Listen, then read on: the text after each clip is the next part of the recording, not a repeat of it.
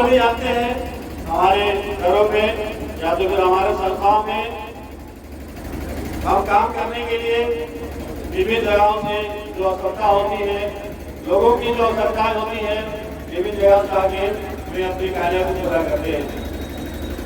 इसी प्रकार से हमारी आगरा की शिक्षक उनको जरूरत था वहाँ पे किचन के काम संभालने के लिए और वहाँ पे साफ सफाई का काम करने के लिए।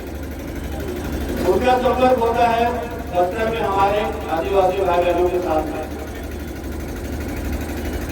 उनसे कॉन्टेक्ट होता है, संपर्क होता है, तय होती है कि ठीक है हम आपके यहाँ पे काम करने के लिए इच्छुक है। परिवार की सहमति होती है। तत्पश्चात आगरा से शिक्षक लोग दूर दूर को लेते आते हैं, क्योंकि बस्तर की लड़कियां थी और पहली बार अपने गांव अपने मोहल्ले से बाहर जा रही थी। उनको लेने के लिए हमारी शिक्षक आगरा से दूर गए। उन्हीं के भाई जो कि उनके सगे संबंधी थे, उनको रेलवे स्टेशन तक दूर छोड़ने आए।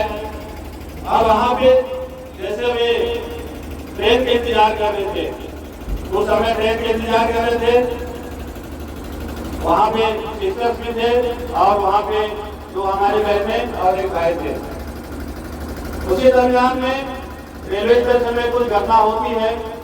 कुछ मन चले वहां पे पहुंचते हैं, देखते हैं कि लड़कियां हैं और शिक्षक है। वे उनको छेड़छाड़ करने की इरादे से वे वहां पे उनको गंदी गंदी हरकतें चालू कर देते हैं। जैसे उनको लगता है, हमारी बहनों को लगता है, शिक्षकों को लगता है कि हम सुरक्षित नहीं है, वे वहां पे रेलवे पुलिस से संपर्क करते हैं। लेकिन भी वहां पे रेलवे पुलिस से जैसे संपर्क हुआ, देखते हैं कि कुछ समय के पश्चात में कथित संगठन के लोग 8-10 की संख्या में वहां पे आ जाते हैं और उनके साथ में वसूली करना चालू कर देते हैं। मामले की गंभीरता को देखते हुए यात्री पुलिस उन्हें थाने ले जाती है।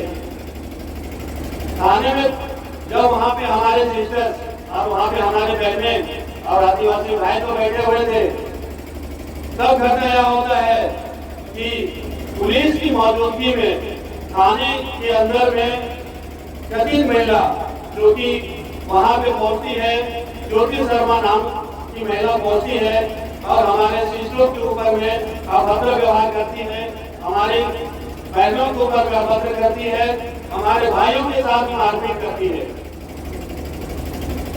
और एक घटना होता है हमारे रेलवे पुलिस थाना के अंदर में, और पुलिस वहां पे बैठे हुए ग्रुप बदले बन के तमाशा देख रही है।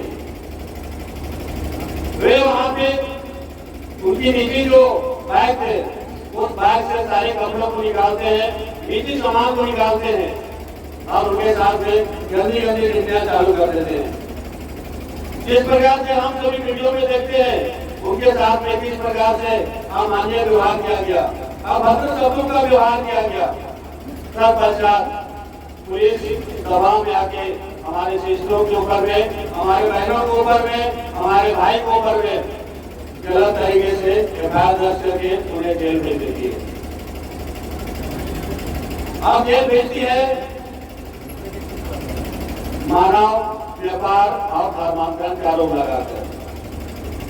जिस प्रकार से आप देख रहे हैं कि जो हमारी बहनें हैं, हमारे भाई हैं, पहले से ही क्योंकि ईसाई धर्म को मानते हुए आ रहे हैं।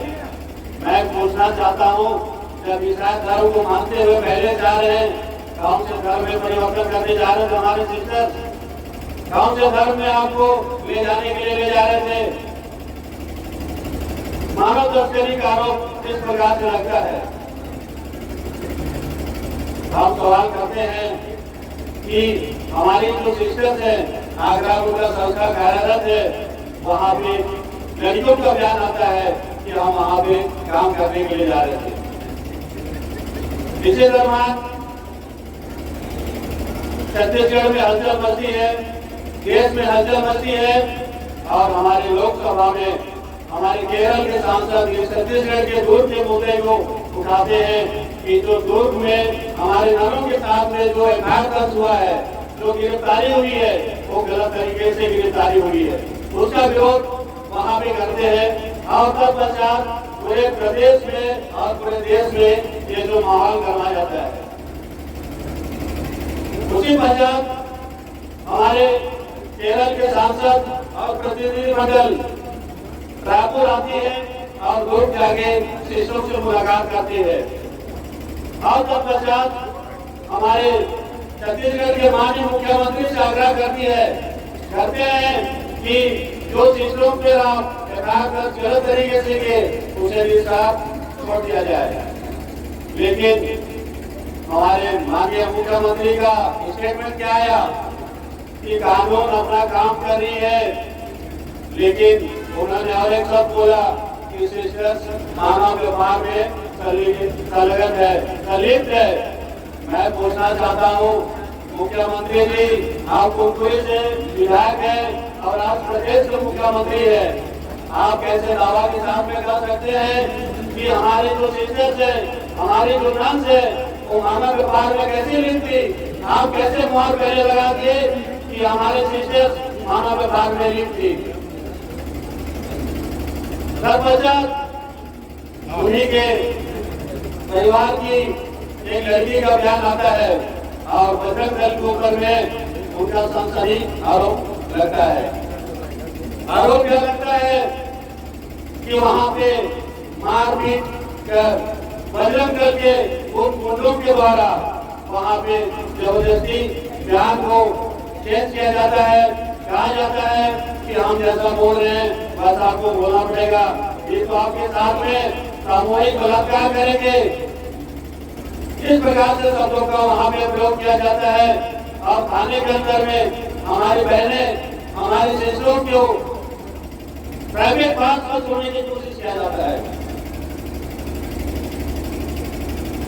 इस प्रकार से हरकत बजरंग दल के गठित गुंडों के द्वारा हमारे सिस्टरों और हमारी बहनों के साथ भी किया जाता है, जो कि हम उसका कठिन विरोध करते हैं। सबसे बड़ी बात है, क्या छत्तीसगढ़ में कानून व्यवस्था चरमरा गई है? क्या इन गुंडों को प्रशासन पुलिस छूट दे के रखी है क्या? कि बजरंग दल के जितने गुंडे हैं, क्या इनको पुलिस छूट दे के रखी है क्या? अगर पुलिस छूट दे के रखी है, मैं माननीय गृह मंत्री से आग्रह करता हूँ कि वो इस्तीफा दे दे। अगर उनको उनके मार्गदर्शन में प्रदेश अगर नहीं चलती है तो वे अपने पद से इस्तीफा दे दे। और अगर इस छत्तीसगढ़ में, इस सरकार में कानून व्यवस्था का चिंता है तो कथित व्यक्तियों के ऊपर ज्योति शर्मा महिला एवं उनके जितने भी गुंडे हैं उनके ऊपर में एफआईआर दर्ज कर उनको कठोर से कठोर कार्रवाई की जानी चाहिए। आप सभी को बता देना चाहता हूँ, ज्योति शर्मा नामक महिला वही महिला है जो कि 2022 में एक पार्षद को थप्पड़ मारी थी, उनको मारपीट की थी और उनके साथ में अभद्र व्यवहार की थी। 8 लोगों के ऊपर में एफआईआर दर्ज हुआ, 8 लोग गिरफ्तार हुए, लेकिन एक महिला गिरफ्तार नहीं हुई, वो है ज्योति शर्मा। आज जो कोर्ट में पेश किया जाता है, पुलिस के द्वारा चालान पेश जब किया जाता है, वो स्टेटमेंट में रहता है कि ज्योति शर्मा फरार है। और वही ज्योति शर्मा थाने में घुस के, पुलिस थाना में घुस के, पुलिस वालों के सामने में हमारी नर्स और हमारे बहनें और हमारे भाइयों के ऊपर में इस प्रकार से अभद्र व्यवहार एवं मारपीट करती है। तो मैं सरकार से पूछना चाहता हूँ कि इस प्रकार से कथित गुंडों को क्या हमने पाल के रखा है, क्या इनको सुरक्षित करके रखा है? इस प्रकार से प्रदेश में अशांति हम नहीं चाहेंगे। अगर हमारे बीच में सिस्टर्स है, हम सभी जानते हैं हमारे घर बहनें त्याग, तपस्या एवं समर्पण का जीवन जीते हैं। अब ईसाई समुदाय हमेशा से प्रेम शांति की बात करते हैं, लेकिन जब जब जो हमारे ईसाई समुदाय पर होगा तब तक ईसाई समुदाय मैदान पर होगा। मैं आज इस मंच के माध्यम से कहना चाहता हूं कि जो भी हमारे धनुष के ऊपर में हमारे बहनों को ऊपर में और हमारे भाई को ऊपर में जो गलत तरीके से एफआईआर दर्ज किया गया और संबंधित पुलिस थाना में पुलिस के उपस्थिति में जो वहाँ पे बर्ताव किया गया, संबंधित वहाँ पे जितने भी पुलिस कर्मी थे उनको तत्काल बर्खास्त किया जाए और हमारे जितने भी नगर गोबर में जो गलत एफआईआर दर्ज हुआ है उसे तत्काल बर्खास्त किया जाए और उसे फीसद उनको दिया गया जाए।